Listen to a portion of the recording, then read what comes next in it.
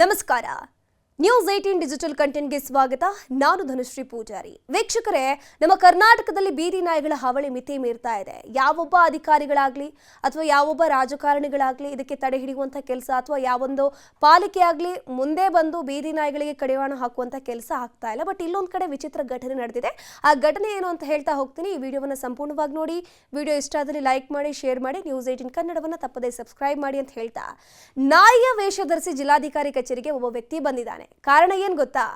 ಮಧ್ಯಪ್ರದೇಶದ ಕ್ವಾಂಡ್ವಾ ಜಿಲ್ಲೆಯಲ್ಲಿ ಬೀದಿ ನಾಯಿಗಳ ಉಪಟಳ ಹೆಚ್ಚಾಗ್ತಿರೋದನ್ನ ಖಂಡಿಸಿ ಸಾರ್ವಜನಿಕರೊಬ್ಬರು ನಡೆಸಿದ ವಿಶಿಷ್ಟ ಮಾದರಿಯ ಪ್ರತಿಭಟನೆ ಸದ್ಯ ದೇಶದಾದ್ಯಂತ ಸುದ್ದಿಯಾಗಿದೆ. ಜಿಲ್ಲಾಧಿಕಾರಿಗಳ ಕಚೇರಿಯಲ್ಲಿ ಆಯೋಜನೆ ಮಾಡಲಾಗಿದ್ದ ಸಾರ್ವಜನಿಕ ಕುಂದುಕೊರತೆ ಅಹವಾಲು ಸ್ವೀಕಾರ ಸಭೆಗೆ ವ್ಯಕ್ತಿಯೊಬ್ಬರು ನಾಯಿಯ ವೇಷ ಧರಿಸಿ ಆಗಮಿಸುವ ಮೂಲಕ ಅಧಿಕಾರಿಗಳು ಹಾಗೂ ಸ್ಥಳೀಯರ ಗಮನ ಸೆಳೆದಿದ್ದಾರೆ. ನಗರದಲ್ಲಿ ಹೆಚ್ಚುತ್ತಿರುವ ಬೀದಿ ನಾಯಿಗಳ ಸಮಸ್ಯೆಯತ್ತ ಆಡಳಿತದ ಗಮನ ಸೆಳೆಯೋಕೆ ಖಾಂಡ್ವಾದಲ್ಲಿ ವಿನೂತನ ರೀತಿಯ ಪ್ರತಿಭಟನೆ ನಡೆದಿದೆ. ವ್ಯಕ್ತಿಯೊಬ್ಬರು ನಾಯಿ ವೇಷ ಧರಿಸಿಕೊಂಡು ಜಿಲ್ಲಾಧಿಕಾರಿ ಕಚೇರಿಯಲ್ಲಿ ನಡೆದ ಸಾರ್ವಜನಿಕ ಸಭೆಗೆ ಬಂದಿದ್ದು, ಸ್ಥಳದಲ್ಲಿ ಕೆಲಕಾಲ ಕುತೂಹಲದ ವಾತಾವರಣ ನಿರ್ಮಾಣ ಆಗಿತ್ತು. ಈ ವಿಡಿಯೋ ಏನಿದೆ ಸೋಷಿಯಲ್ ಮೀಡಿಯಾದಲ್ಲಿ ಸಿಕ್ಕಾಪಟ್ಟೆ ವೈರಲ್ ಕೂಡ ಆಗ್ತಾ ಇದೆ, ಆಶ್ಚರ್ಯಕ್ಕೂ ಕೂಡ ಕಾರಣ ಆಗ್ತಾ ಇದೆ. ಮಧ್ಯಪ್ರದೇಶದ ಖಾಂಡ್ವಾ ನಗರದ ಪಾಲಿಕೆಯ ವಿರೋಧ ಪಕ್ಷದ ನಾಯಕ ದೀಪಕ್ ಮುಲ್ಲು ರಾಥೋಡ್ ಅವರ ನೇತೃತ್ವದಲ್ಲಿ ಈ ಸಾಂಕೇತಿಕ ಪ್ರತಿಭಟನೆ ನಡೆದಿದೆ. ನಾಯಿ ವೇಷದಲ್ಲಿದ್ದ ವ್ಯಕ್ತಿಯನ್ನ ಕಂಡ ಅಧಿಕಾರಿಗಳು ಮತ್ತು ಸಾರ್ವಜನಿಕರು ಅಚ್ಚರಿಗೊಂಡಿದ್ದು, ಕೆಲವರು ಮೊಬೈಲ್ನಲ್ಲಿ ದೃಶ್ಯಗಳನ್ನು ಸೆರೆ ಹಿಡಿದಿದ್ದಾರೆ. ನಗರದಲ್ಲಿ ಬೀದಿ ನಾಯಿಗಳ ಸಂಖ್ಯೆ ಹೆಚ್ಚುತ್ತಿರುವುದು ಹಾಗೂ ನಾಯಿ ಕಡಿತದ ಪ್ರಕರಣಗಳು ಮುಂದುವರಿಯುತ್ತಿರುವುದನ್ನು ಪ್ರತಿಭಟನೆ ಮೂಲಕ ಗಮನಕ್ಕೆ ತರಲಾಗಿದೆ. ಸಮಸ್ಯೆಯ ನಿಯಂತ್ರಣಕ್ಕೆ ಕೈಗೊಳ್ಳಲಾಗುತ್ತಿರುವಂತಹ ಕ್ರಮಗಳ ಬಗ್ಗೆಯೂ ರಾಥೋಡ್ ಪ್ರಶ್ನೆಗಳನ್ನು ಎತ್ತಿದ್ರು.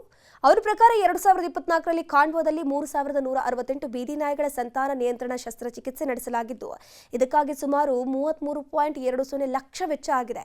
ಆದರೆ ಇಷ್ಟೊಂದು ವೆಚ್ಚ ಮಾಡಿದ ಬಳಿಕವೂ ಕೂಡ ಬೀದಿ ನಾಯಿಗಳ ಸಮಸ್ಯೆ ನಿಯಂತ್ರಣಕ್ಕೆ ಬಂದಿಲ್ಲ ಅನ್ನೋದು ಅವರ ಆಕ್ಷೇಪವಾಗಿದೆ.